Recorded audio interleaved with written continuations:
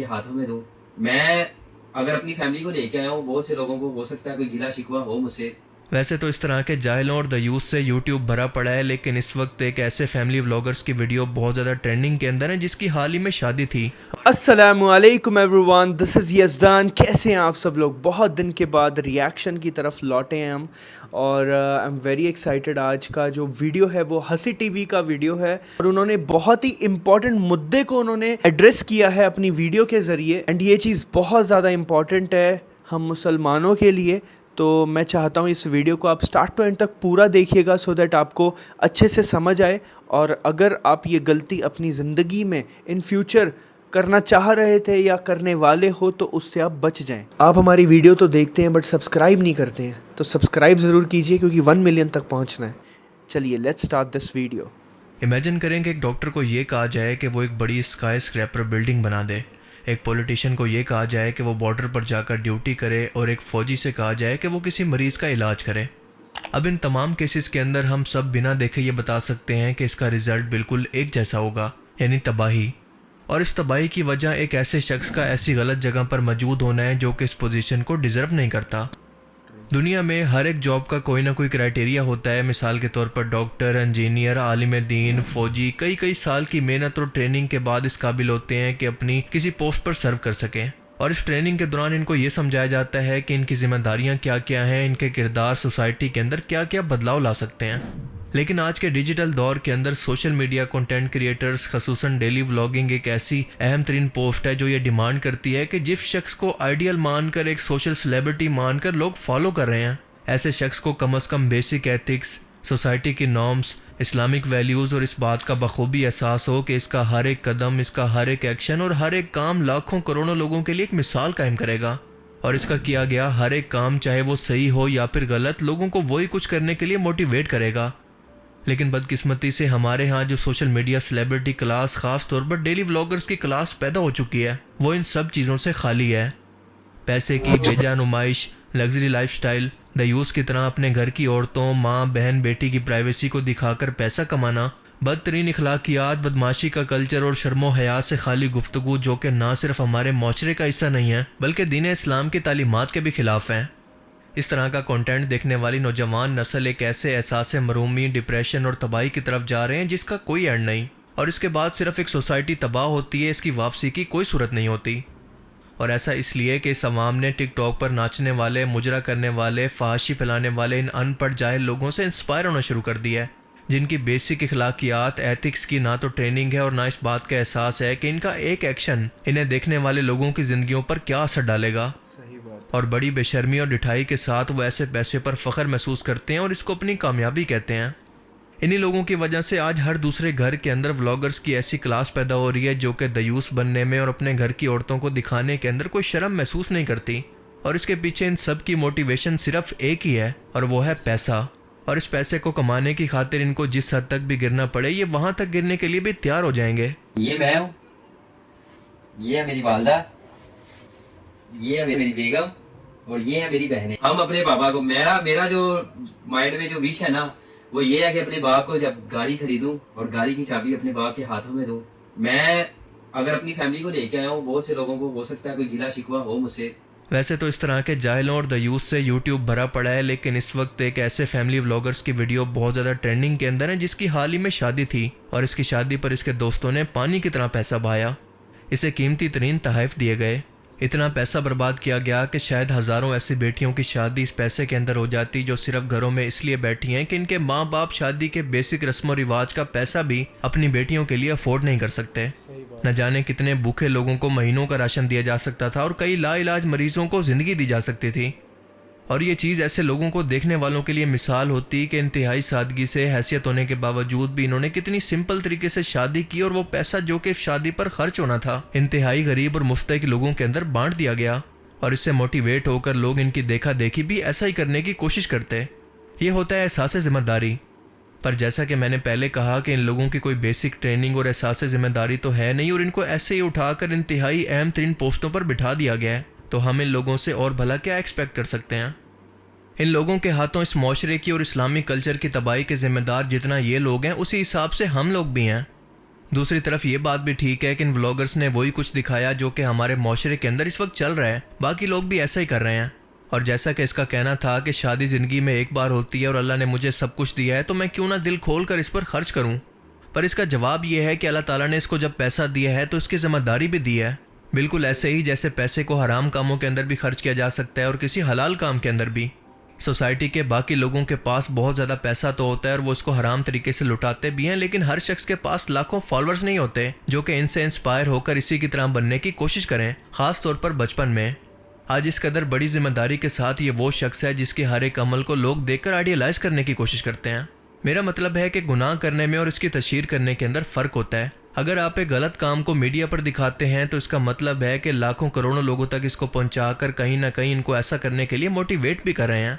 आप एक trend set कर रहे हैं और जो शख्स इसको अफोर्ड नहीं कर सकेगा आप उसको डिप्रेशन और एहसास महरूमी की तरफ धकेल रहे हैं। आपको अपनी प्राइवेट महफिलों के अंदर जितना मर्जी पैसा लुटाना है लुटाएं, जितना मर्जी कंजर खाना करना है बेशक करें, लेकिन इसको मीडिया पर दिखाकर बाकी लोगों को इसके लिए मोटिवेट मत करें।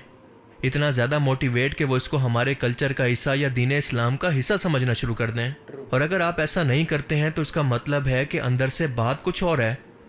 और वैसे भी शादी के इवेंट के व्लॉग से ही इसने इतना ज़्यादा पैसा कमा लिया होगा जितना शादी पर खर्च भी नहीं हुआ। और ये पैसा दर हकीकत अपनी बीवी, बहन, बेटी की नाचती हुई हरकतों और प्राइवेट लम्हों की वीडियो से कमाया गया है। आप मुझे बताएं कि इन वीडियोस के अंदर ये सब कुछ देखने के अलावा और क्या होता है जो कि इसको लोग देखने के लिए आते हैं। सही कहते हैं कि पैसा चीज़ ही ऐसी है कि बड़े बड़ों की असलियत सामने ले आता है।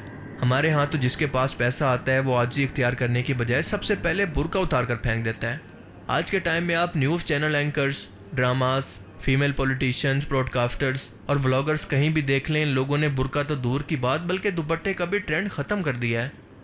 हमारा ये माशरा आज के टाइम के अंदर इस कदर पसमानदगी का शिकार हो गया है कि खुले बाल और डीप गले के साथ अक्सर औरतें इस्लाम के मौजू पर लेक्चर देती नज़र आती हैं और लोग आहिस्ता आहिस्ता इस सब को सुनने के आदी हो गए हैं। वो अब इसको कोई ऐब ही नहीं समझते। याद रखें कि जब कोई कौम बुराई को बुराई समझना ही छोड़ दे तो इसका जवाल, इसकी तबाही तय है, जैसा कि यूरोप की मिसाल हमारे सामने है।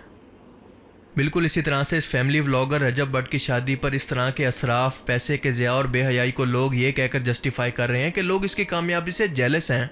ऐसे लोगों को सीरियसली अपने दिमाग का इलाज करवाने की ज़रूरत है, क्योंकि ये वो बच्चे हैं जो कि अभी तक बड़े नहीं हुए। तवाइफ़ों की तरह शादियों पर नाच गाना, पैसे लुटाना, महंगे महंगे तोहफ़ों की नुमाइश और इखलाकियात से गिरी हुई हरकतें ना सिर्फ ये कि ये हमारे माशरे का हिस्सा नहीं है और ना ही हमें दीन इस्लाम ये सिखाता है। इस्लाम तो हमें सादगी का दर्स देता है। क्या नबी पाक सल्लल्लाहु अलैहि वसल्लम ने हमें शादियों का ये तरीका सिखाया? सिर्फ एक बार खातून जन्नत हज़रत बीबी फातिमा की शादी को भी देख लेते। ये लोग किस माशरे को प्रमोट कर रहे हैं, ये कौन सा दीन है और ये इस माशरे को कहाँ पर लेकर जाना चाहते हैं?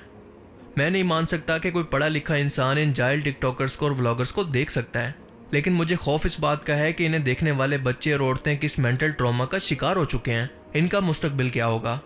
कल को इनको देखने वाली लड़कियां भी इसी तरह के मटेरियलिस्टिक हस्बैंड की डिमांड करेंगी और ये बेचारे छोटे बच्चे को स्किल सीखने की बजाय पूरी कोशिश करेंगे कि इन्हीं की तरह घर की औरतों को नचाकर दयूस बनकर पैसा कमाएं और इन्हीं की तरह रातों रात दौलत, शोहरत और कामयाबी हासिल करें, ना कि सालों लगाकर मेहनत से कोई बिजनेस शुरू करें। और जो लोग ऐसा नहीं कर पाएंगे वो डिप्रेशन में जाकर अपनी ज़िंदगियां बर्बाद कर लेंगे। और इसकी जितनी वजह होगी इन रिस्पॉन्सिबल डेली व्लॉगर्स, इसके साथ साथ इनको देखने वाले लोग भी इतना ही कसूरवार हैं और इसलिए ये बीमारी आज घर घर में फैल रही है। आज इन फैमिली व्लॉगर्स की टोटल रोजी रोटी आपको नाउमीदी और फाशी बेचकर है, जिसे आप कामयाबी नहीं बल्कि बेगैरती कहते हैं। आज यूट्यूब बंद हो जाए, सोशल मीडिया पर लोग इन्हें देखना छोड़ दें, तो इनके पास आप बताएं कि क्या स्किल है कि ये अपने लिए कोई 4 पैसे भी कमा सकें। तो फिर सोचें कि ये कामयाबी कैसे हुई। एक इंटरव्यू के अंदर जब इस बंदे से सवाल किया गया कि तुम्हें देखने वाली ऑडियंस के अंदर ज़्यादातर बच्चे हैं, तो क्या आपको कभी रिस्पॉन्सिबिलिटी भी फील होती है कि आप इन बच्चों को क्या सिखा रहे हैं? तो ज़रा सुने कि इसका जवाब क्या था, सवाल क्या है और इसका जवाब क्या है। रिस्पॉन्सिबिलिटी उसके साथ आती है, वो फील होती है कि हाँ यार मुझे अब बच्चा फॉलो करता है, मुझे ये कल को लड़का जो है 11 साल का, ये बच्चा मुझे देख के और मेरी लैंग्वेज देख के सीख रहा है। होता है कि यार मैं कोशिश करता हूँ, मैं टिकटॉक लाइव पे बैठता हूँ, बच्चे या नहीं सीखते और मेरी लैंग्वेज देख के सीख रहा है। होता है कि यार मैं कोशिश करता हूँ, मैं टिकटॉक लाइव पे बैठता हूँ, खुदा की कसम उस टाइम बैठता हूँ, सुबह 11 बजे व्लॉग स्टार्ट किया कि मेरा 35 मिनट का व्लॉग है, कट 35 मिनट डेली का एक एपिसोड लॉन्च करना। अबे साले, जहाँ पर एक तरफ ये लोग कसूरवार हैं तो उतना ही आप भी कसूरवार हैं, क्योंकि आप ऐसी चीज़ों को देखते हैं तो ये ट्रेंडिंग के अंदर आती हैं। आप इनको देखना छोड़ दें तो आहिस्ता आहिस्ता ये अपनी मौत आप मर जाएंगे।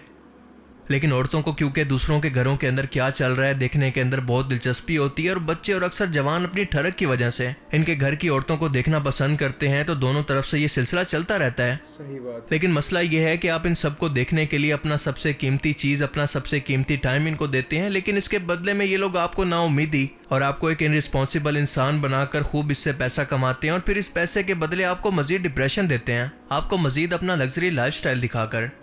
और इसकी वजह यह है कि इंसान को ये चीज़ें देखकर कुदरती तौर पर सेटिस्फेक्शन फील होती है, और यही वजह है कि बार बार आप इसको देखने के लिए खिंचे चले आते हैं।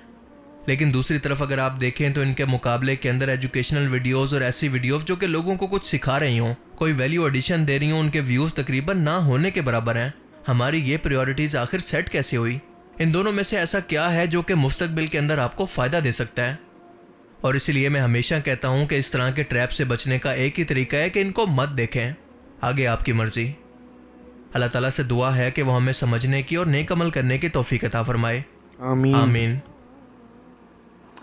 सो गाइज़, ये था हमारा रिएक्शन ऑन हसी टीवी, एंड इन्होंने बहुत ही ज़्यादा इम्पॉर्टेंट मुद्दे पर डिस्कशन किया। इस तरह से जो लोग अपनी ख़वातीन को दिखा के वीडियोस बनवाते हैं, और स्पेशली उसी वजह से उनके जो व्यूज़ हैं वो आसमान छूते हैं, ये बहुत गलत बात है। इन्होंने एक बात बिल्कुल सही कही कि आपके पास अगर ऑडियंस है तो ये आपकी ज़िम्मेदारी बनती है कि आप कुछ ऐसी चीज़ करें जिससे सामने वाले का भला हो, बिकॉज़ वो सामने वाला आपको देखेगा तो आपको जो देखेगा वही सीखेगा। और आजकल की जो यंग जनरेशन है, मैं सच में उन पे गौर कर रहा हूँ। जब मैं देखता हूँ तो वो बिल्कुल भी स्किल्स की तरफ ध्यान नहीं देते हैं, वो बिल्कुल भी ये चीज़ की तरफ ध्यान नहीं दे रहे हैं कि हमें आगे जाके कुछ स्किल सीख के कुछ लाइफ में कुछ बड़ा करना है। वो सिर्फ़ और सिर्फ वीडियोस, व्लॉगिंग, इन चीज़ों की तरफ जा रहे हैं, व्लॉगिंग, स्किल्स की तरफ नहीं। एक तो वो इंसान होता है कि उसके पास कुछ स्किल है, वो स्किल की बदौलत वो वीडियो बना रहा है और वीडियो से वो लोगों को कोई नॉलेज दे रहा है। और एक वो इंसान होता है कि वो वीडियो बना रहा है जस्ट बिकॉज उसमें सॉन्ग्स हैं, उसमें उसकी गर्लफ्रेंड है, उसकी बीवी है, उसकी मम्मी है, उसकी बहन है, एंड दैट्स इट। उनके साथ डांस कर रहा है म्यूज़िक पे, सॉन्ग्स पे, वहाँ से वो व्यूज़ ले रहा है। फिर उसके बाद वो बैटिंग की प्रमोशन कर रहा है, जुए की प्रमोशन कर रहा है, लोगों को जुआ खेलने की दावत दे रहा है, लोगों को ट्रेडिंग करने की दावत दे रहा है, ट्रेडिंग, लोगों को गलत चीज़ों की तरफ धकेल रहा है। तो आप सोचिए कि क्या ये सही बात है? क्योंकि ज़्यादातर लोग जितने भी आप देख लीजिए, इवन जो ये डकी भाई हैं और जितने भी हैं, ये ट्रेडिंग को प्रमोट करते हैं, बहुत आसानी से वो ट्रेडिंग को प्रमोट करते हैं कि हमने इतने पैसे लगाए, उसके इतने बन गए, और आप भी इस एप्लीकेशन को डाउनलोड कीजिए। मैंने कितनी बार देखा है। तो ये चीज़ बहुत गलत है। बिल्कुल भी हम ऐसे स्कैम्स में बिल्कुल फंसना नहीं चाहिए हमें। और शादी मस्जिद में होनी चाहिए, वलीमा आप अपनी कुव्वत के हिसाब से वो भी लिमिट में कर सकते हैं, बिल्कुल कर सकते हैं, पर्दे का एहतमाम रखें। और मुझे इस चीज़ का बहुत डर था जब मैंने निकाह किया था, और मैंने, अगर आप सब ने मेरे व्लॉग्स देखे होंगे, मैंने इस चीज़ का बहुत ख्याल रखा कि मैं ऐसी जगह पे निकाह करूं जहां पे सब अच्छा भी हो और मेरे बजट में भी हो, कम पैसे में हो, और सही से हो, सही ढंग से हो, पर्दे का पूरा एहतमाम हो। और इस चीज़ की मेरी कोशिश थी। अल्हम्दुलिल्लाह, अल्लाह की बरकत से, अल्लाह के करम से वो मैं उस चीज़ में मैं कामयाब हुआ, और मस्जिद में मैंने निकाह किया अल्हम्दुलिल्लाह। मैं आप सबसे भी यही कहना चाहता हूँ, तो जब भी आप अपने सामने वाली पार्टी को बोलते हैं तो उनसे यही डिस्कस कीजिए कि हमें सिंपल, स्वीट, एकदम सिंपल और अच्छा, सिंपल और नीट एंड क्लीन और अच्छा निकाह करना है, सिंपल, दैट्स इट। तो इस चीज़ पे फोकस कीजिए। इसमें क्या है, लड़की के बाप के ऊपर बिल्कुल भी पैसे का प्रेशर नहीं होता, ना ही लड़के के ऊपर, क्योंकि आज के माशरे में दोनों के बाप के ऊपर, दोनों पार्टीज़ के ऊपर बहुत प्रेशर होता है। मैं ना चाहते हुए भी मेरा काफ़ी खर्चा हो गया। मैं तो ये सोचता हूँ कि जो लोग सच में शादी करते हैं धूमधाम से, जिसमें डीजे होता है, जिसमें पता नहीं कितने ही लोग आते हैं, कहाँ से, मतलब हज़ारों की तादाद में, और उसके बाद फिर खाने का उनका कितना खर्चा, मतलब करोड़ों में खर्चा जाता है भाई, वल्लाहु आलम। ये चीज़ सोच के मैं हैरान हो जाता हूँ। मैंने तो सिर्फ 150-200 लोगों में अपना वलीमा किया, तब भी मेरा इतना खर्चा हो गया है। तो मैं सोचता हूँ कि जो लोग, मतलब जिनके पास पैसा नहीं है, बट उनके रिश्तेदार, उनके मतलब ख़ानदान, उनका जो दोस्त सर्कल हज़ारों में है, तो बेचारों का क्या हाल होता होगा यार, कितना कर्ज़ा लेना पड़ता होगा उन्हें, मैं ये सोचता हूँ।